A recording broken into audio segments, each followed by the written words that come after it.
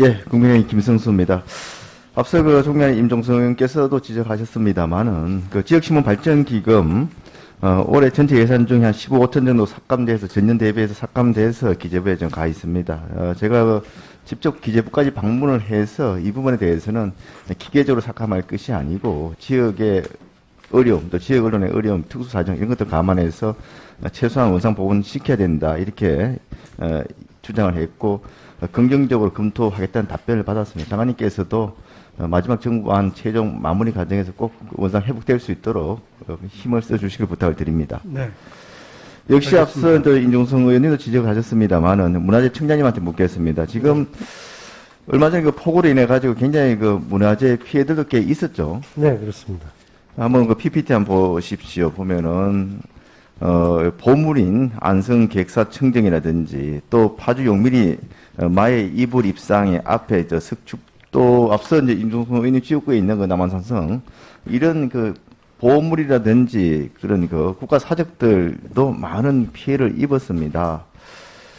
이런 것들이 이제 피해를 입고 나서도 앞서 임종성 의원님 지적하신 바와 같이 이렇게 빨리 복구하는 것도 중요하지만 사전에 예방하는 것이 중요한데 이런 풍수에 대한 예방을 위한 예산이 좀 있습니까? 문화재청에?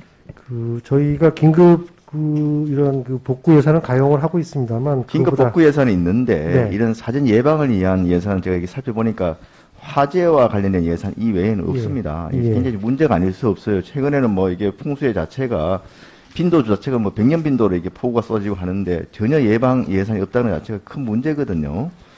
이 부분에 대해서 적극적으로 이런 풍수의 예방을 위한 그런 사업비 책정은 물론이고 풍수의 예방을 위한 그런 체계적인 대책 또 안전관리 계획 이런 것들을 좀 치밀하게 앞으로 준비해 주시기 바랍니다. 종합계획 수립 연구 용역을 추진 중에 있습니다. 예, 그리고 앞서 전문위원 검토 보고에 보면은 여러 가지 이제 문화유산 보존 이런 것들이 있습니다. 전통 사찰 같은 경우에는 보수 정비, 전통 사찰, 방제 시스템 구축 이런 것들이 있고 이런 것들이 이제 있습니다만은 앞서 전문위원 검토 보고에서 이런 전통 사찰에 대한 방제 시스템 구축 사업비의 자부담이 다른 이제 문화재 보수 정비 사업과 차이가 있어서 이런 자부담에 대한 경감 조치를 넘어서서 좀 완화하거나 폐지할 필요가 있다 이렇게 지적을 했었는데 문체부 장관님 이 전문위원 검토에 대해서 좀 동의하십니까? 어떻습니까?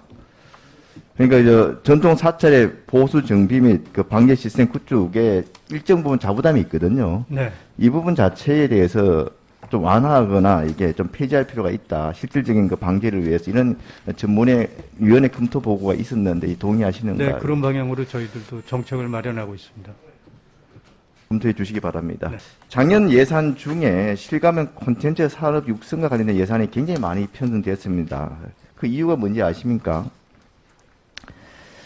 문재인 대통령이 2021년 실감형 콘텐츠 산업 육성에 3,300억 이상 또 핵심 인력을 1,300명 양성하겠다 이렇게 대통령이 말씀이 있고 난 이후에 문체부는 물론이고 문화재청까지 굉장히 좀 우죽순으로 실감형 콘텐츠 사업 예산들이 편성이 됐고 작년 예산 심의 과정에서 이게 너무 이게 좀 사전 구체적인 구상 계획 없이 남발하고 있는 거 아니냐 이런 지적이 있었습니다.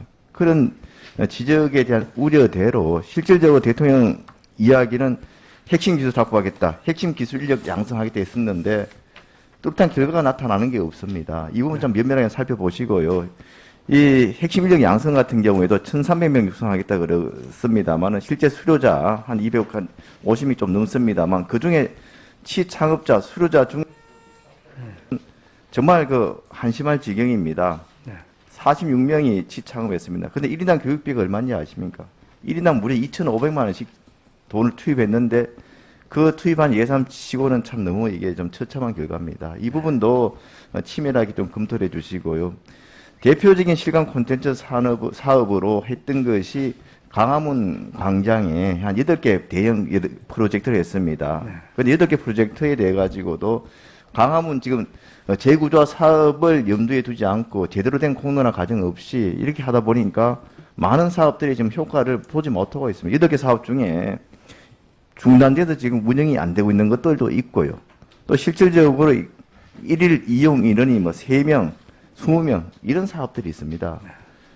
그래서 이 실감 콘텐츠 산업이 정말 중요합니다. 중요한 만큼 말 그대로 이 핵심 기술들을 확보할 수 있도록 또 이런 쪽에 우리 핵심 인력들이 제대로 육성될 수 있도록 좀 치밀하게 네, 그렇게 하겠습니다.